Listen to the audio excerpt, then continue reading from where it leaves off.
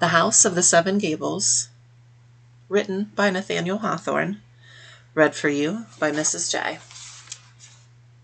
Chapter 8. The Pyncheon of Today.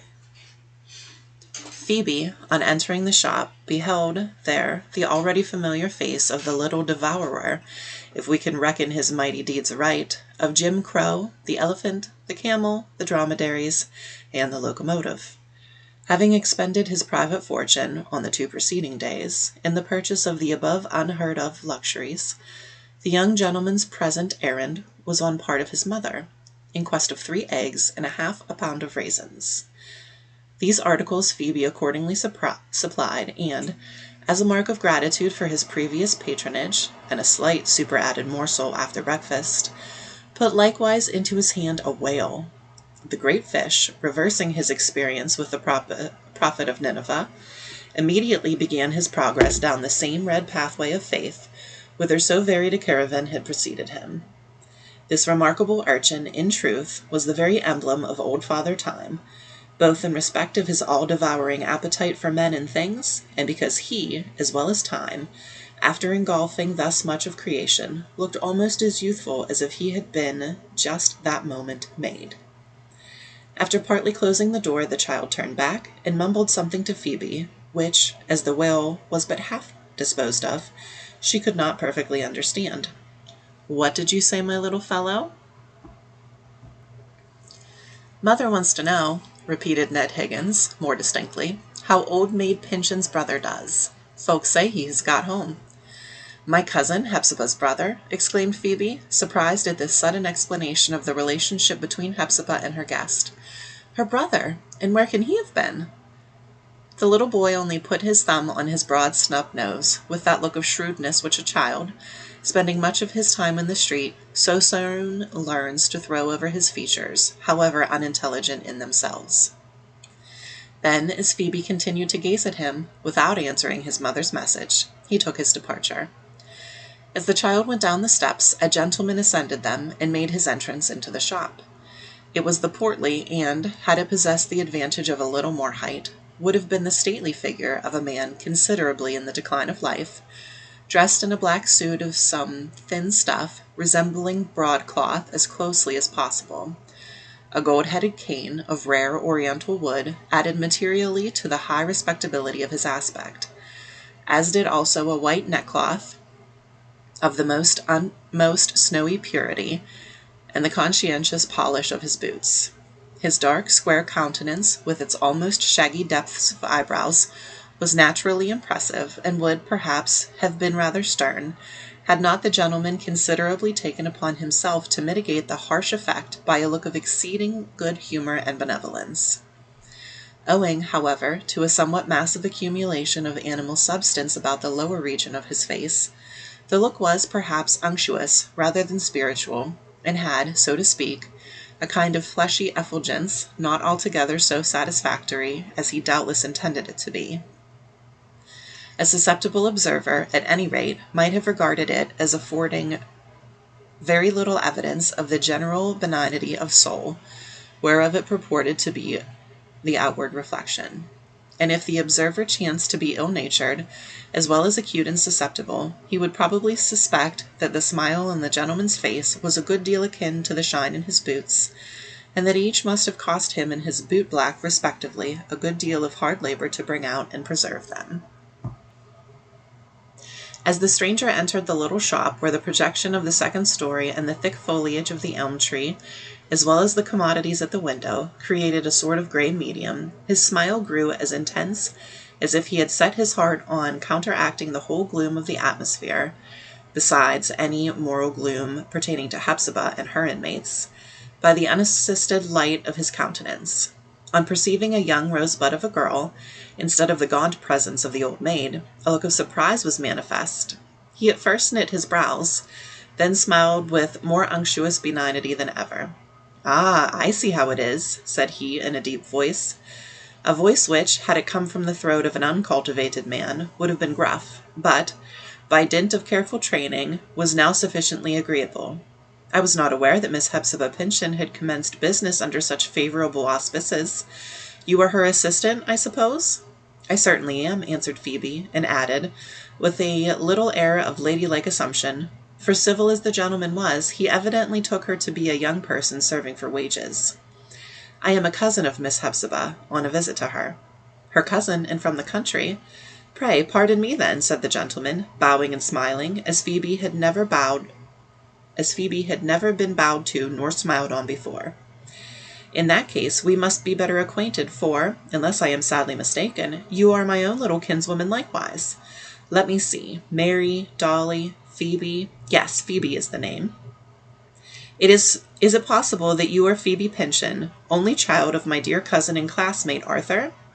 Ah, I see your father now about your mouth. Yes, we must be better acquainted. I am your kinsman, my dear. Surely you must have heard of Judge Pyncheon. As Phoebe curtsied in reply, the judge bent forward with the pardonable and even praiseworthy purpose, considering the nearness of blood, and the difference of age, of bestowing on his young relative a kiss of acknowledged kindred and natural affection. Unfortunately, without design, or only with such instinctive design as gives no account to itself to the intellect, Phoebe just at that critical moment drew back, so that her highly respectable kinsman, with his body bent over the counter and his lips protruded, was betrayed into the rather absurd predicament of kissing the empty air. It was a modern parallel to the case of Ixion embracing a cloud, and was so much more the ridiculous, as the judge prided himself on eschewing all airy matter, and never mistaking a shadow for a substance. The truth was, and it is Phoebe's only excuse, that, although Judge Pyncheon's glowing benignity might not be absolutely unpleasant to the feminine beholder, with the width of a street or even an ordinary-sized room interposed between, yet it became quite too intense when this dark, full-fed physiognomy, so roughly bearded too, that no razor could ever make it smooth, sought to bring itself into actual contact with the object of its regards. The man, the sex, somehow or other, was entirely too prominent in the judge's demonstrations of that sort. Phoebe's eyes sank, and, without knowing why, she felt herself blushing deeply under his look. Yet she had been kissed before, and without any particular squeamishness, by perhaps half a dozen different cousins, younger as well as older, that this dark-browed, grizzly-bearded, white-necked, coiffed, and unctuously benevolent judge? Then why not by him? On raising her eyes, Phoebe was startled by the change in Judge Pyncheon's face.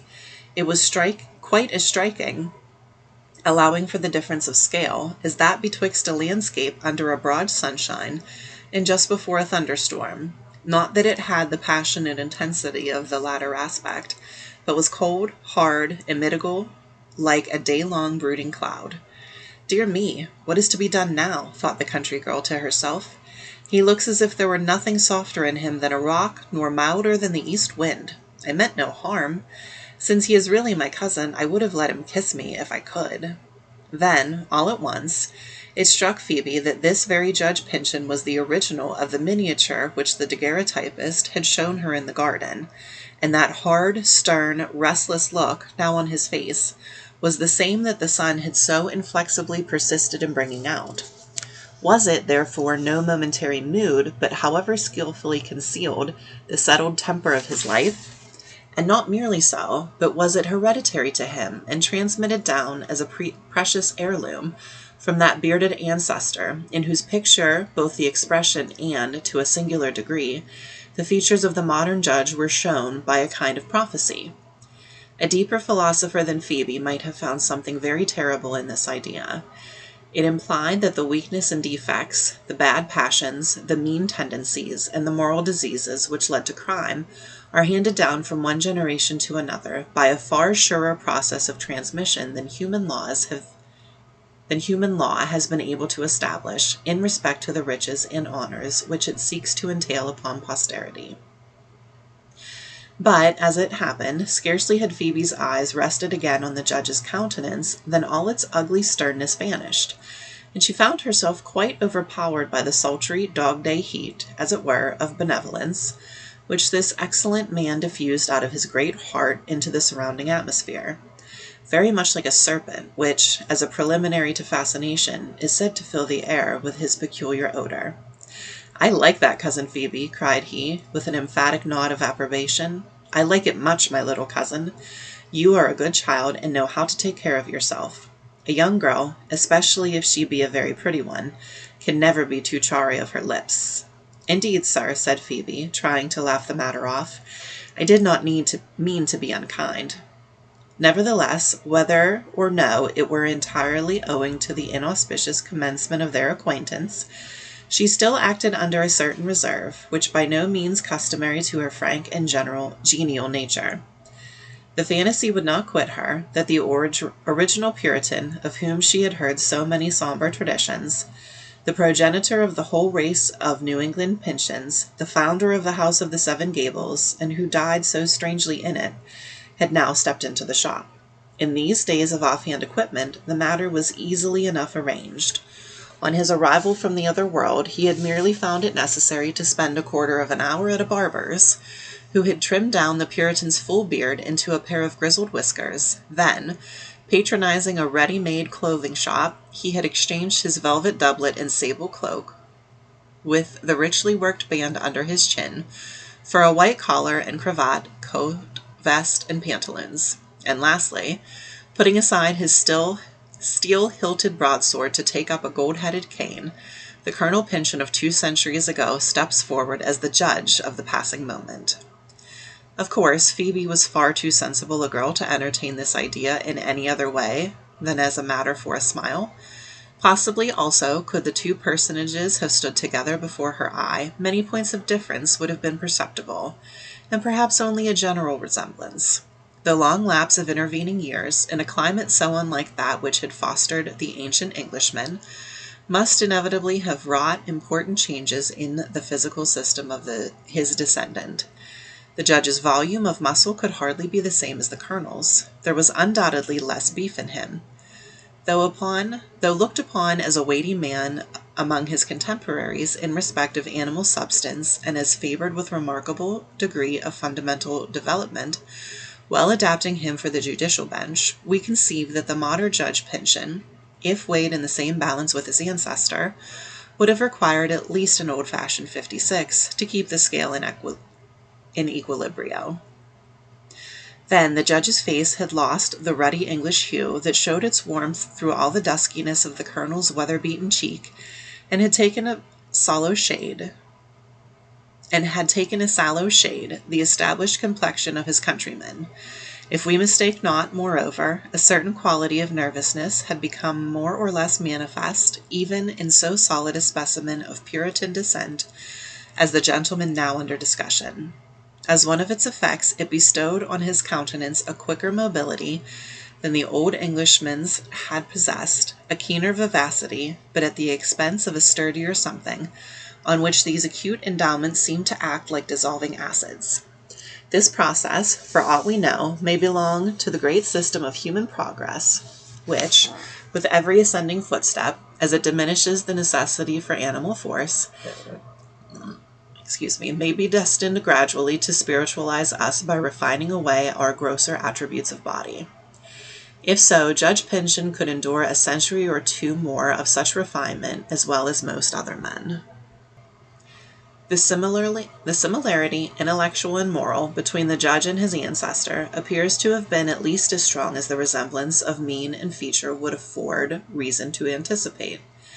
In old Colonel Pyncheon's funeral discourse, the clergyman absolutely canonized his deceased parishioner, and, opening, as it were, a vista through the roof of the church, and thence through the firmament above, showed him seated, harp in hand, among the crowned choristers of our spiritual world. On his tombstone, too, the record is highly eulogistic, nor does history, so far as he holds a place upon its page, assail the consistency and uprightness of his character. So also, as regards the Judge Pyncheon of today, neither clergyman, nor legal critic, nor inscriber of tombstones, nor historian of general or local politics would venture a word against this eminent person's sincerity as a Christian, or respectability as a man, or integrity as a judge, or courage and faithfulness as the often tried representative of his political party.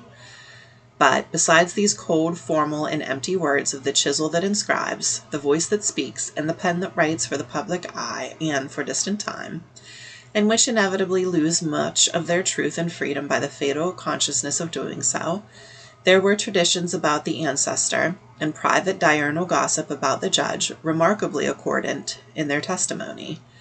It is often instructive to take the private and domestic view of a public man, nor can anything be more curious than the vast discrepancy between portraits intended for engraving and the pencil sketches that pass from hand to hand behind the original's back.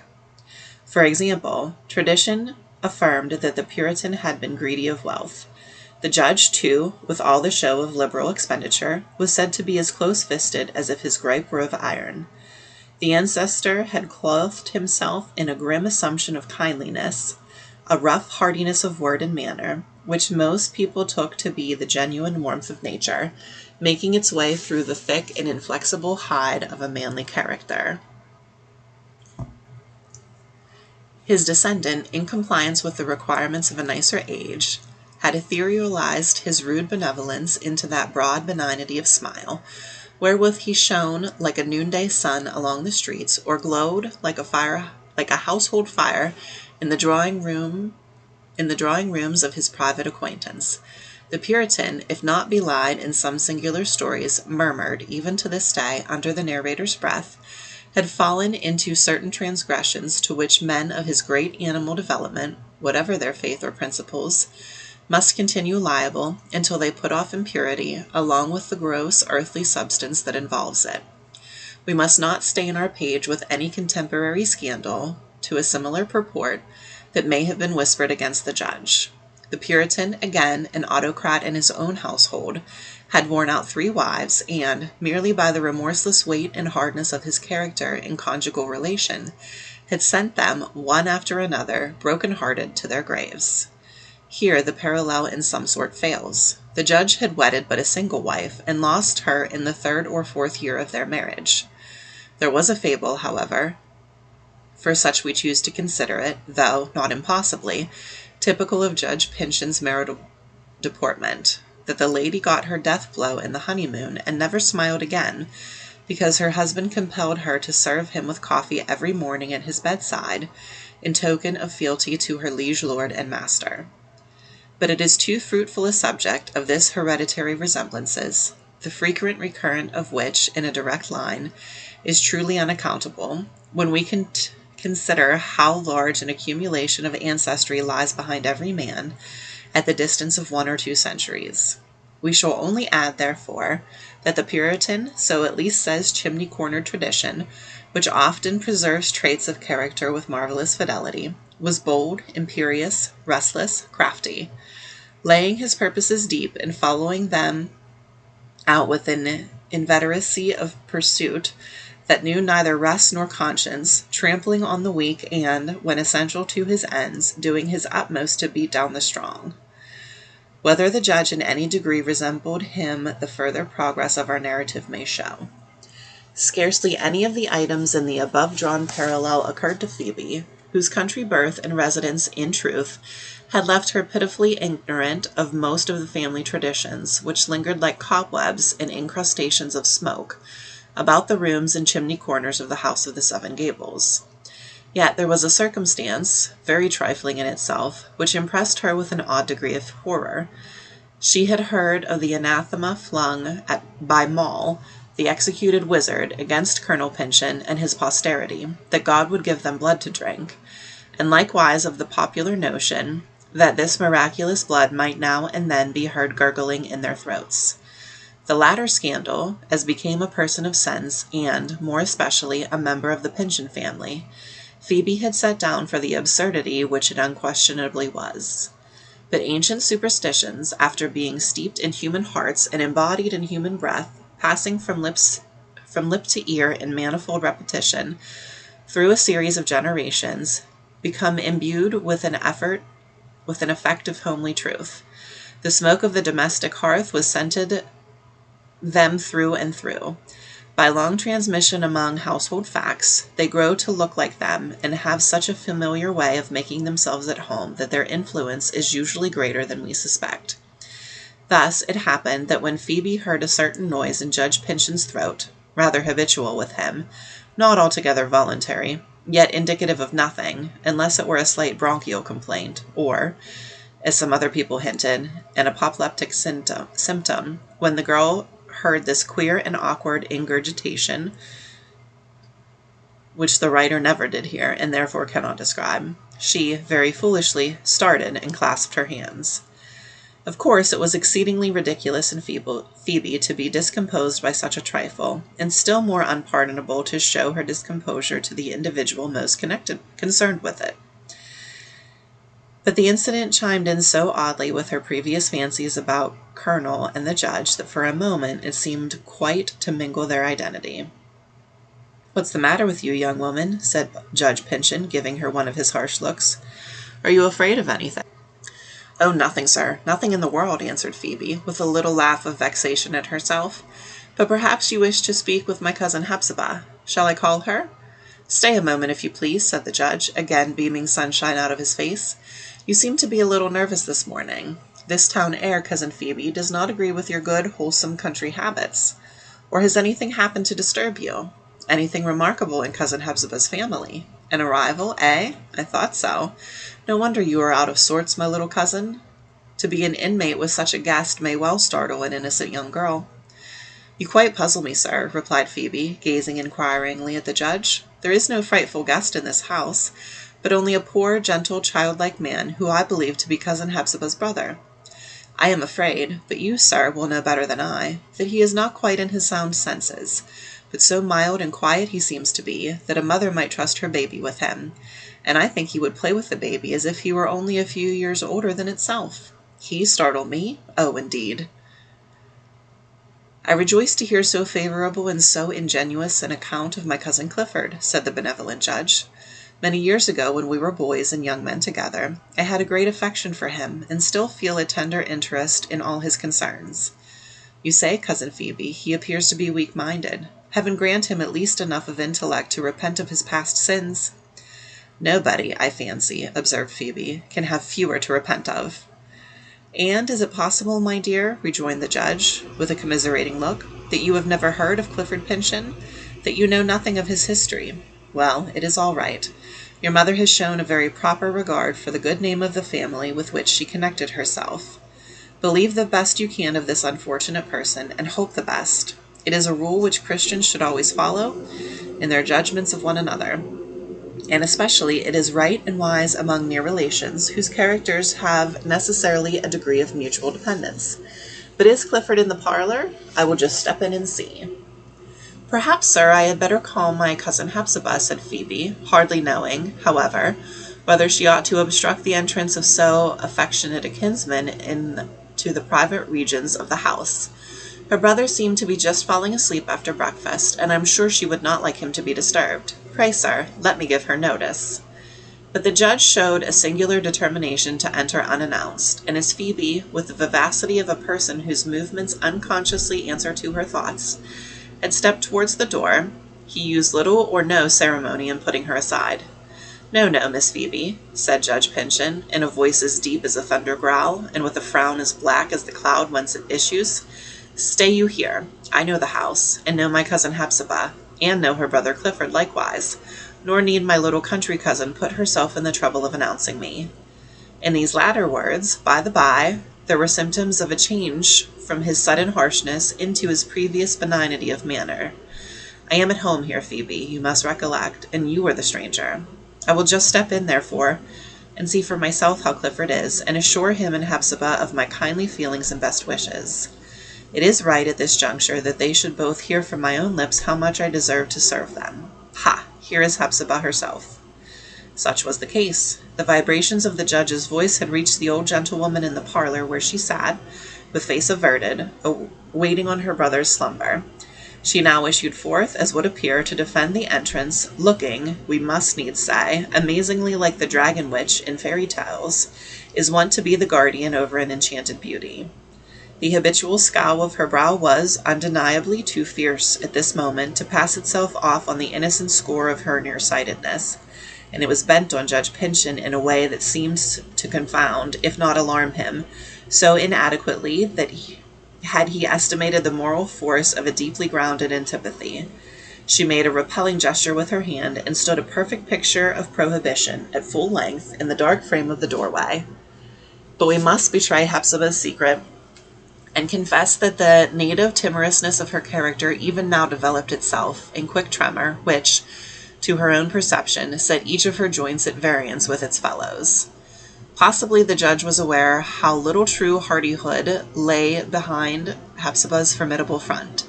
At any rate, being a gentleman of steady nerves, he soon recovered himself, and failed not to approach his cousin with outstretched hand, adopting the sensible precaution, however, to convey his advance with a smile, so broad and sultry that, had it been only half as warm as it looked, a trellis of grapes might at once have turned purple under its summer-like exposure.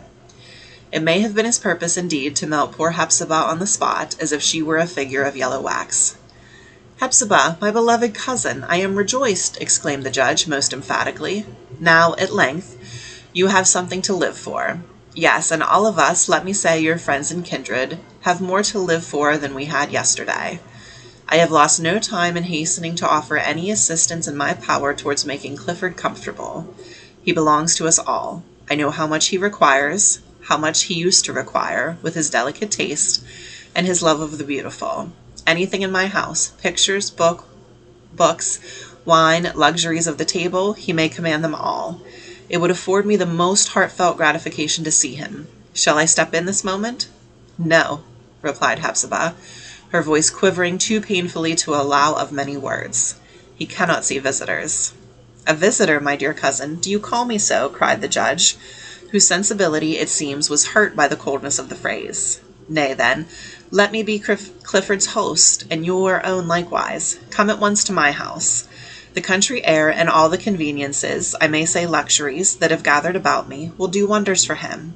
And you and I, dear Hepzibah, will consult together, and watch together, and labor together, to make our dear Clifford happy. Come. Why should we make more words about what is both a duty and a pleasure on my part? Come to me at once." On hearing these so hospitable offers, and such generous recognition of the claims of kindred, Phoebe felt very much in the mood of running up to Judge Pyncheon, and giving him, on her own accord, the kiss which she had so recently shrunk away. It was quite otherwise with Hepzibah.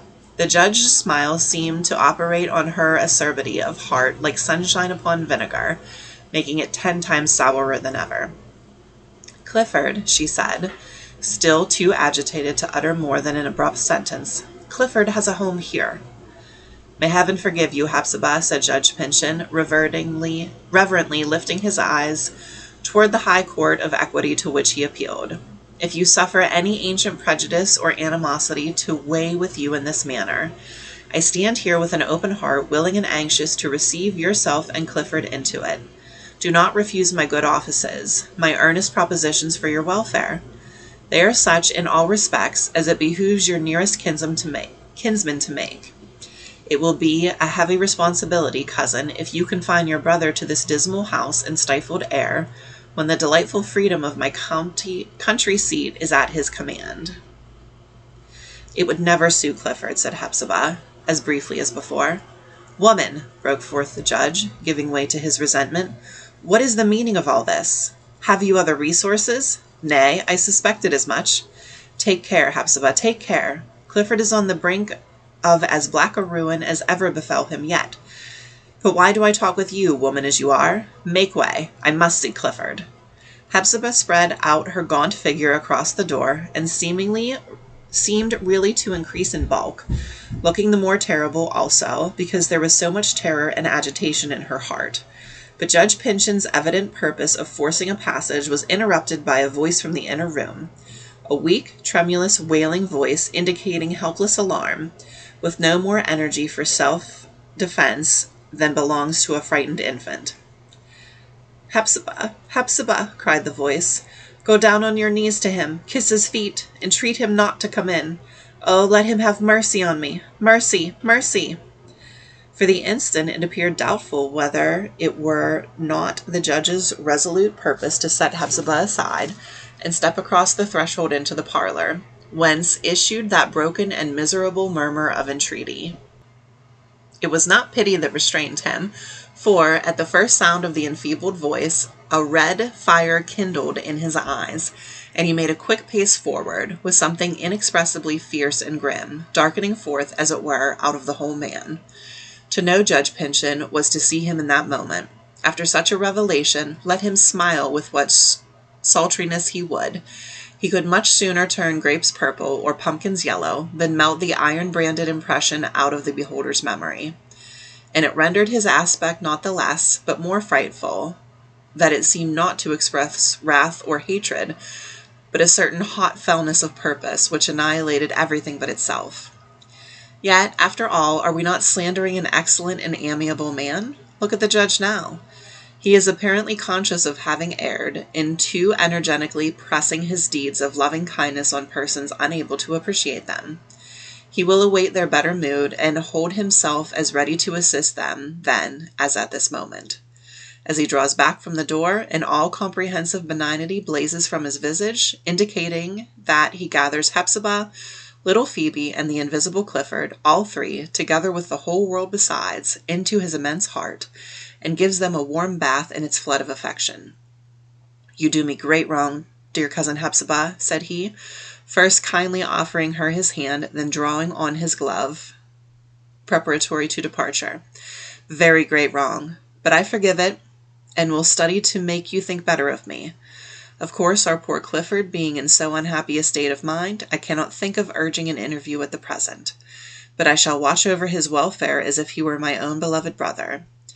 Nor do I at all despair, my dear cousin, of constraining both him and you to acknowledge your injustice. When that shall happen, I desire no other revenge than your acceptance of the best offices in my power to do you." With a bow to Hepzibah, and a degree of paternal benevolence in his parting nod to Phoebe, the judge left the shop and went smiling along the street.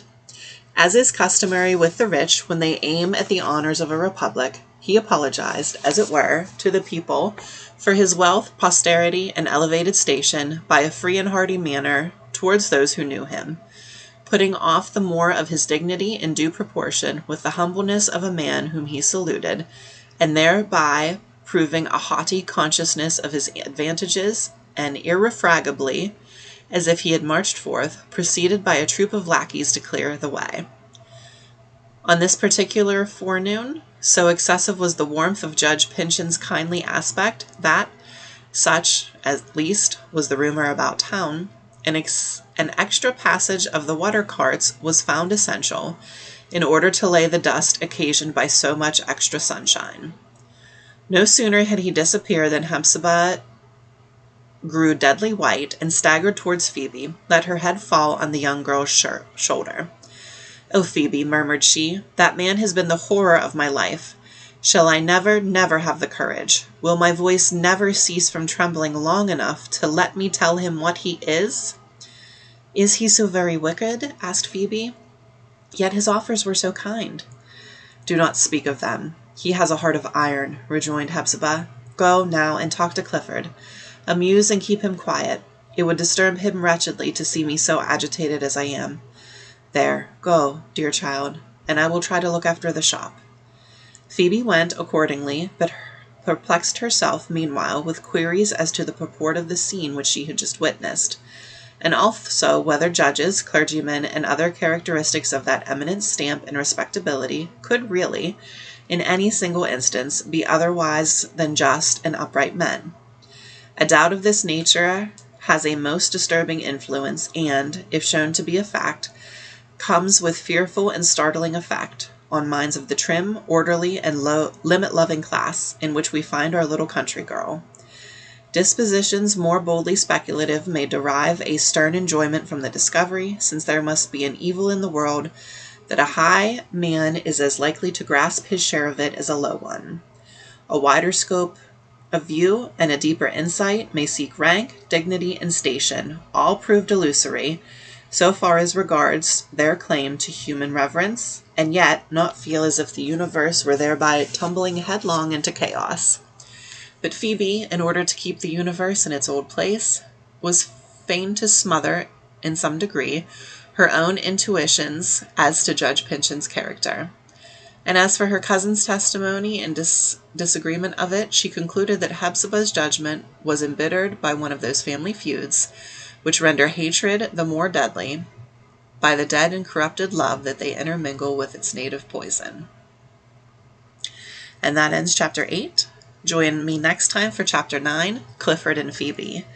If you would, subscribe to the channel, share this with any of your audiobook loving friends, and like the video, and have a great day. I'll see you next time.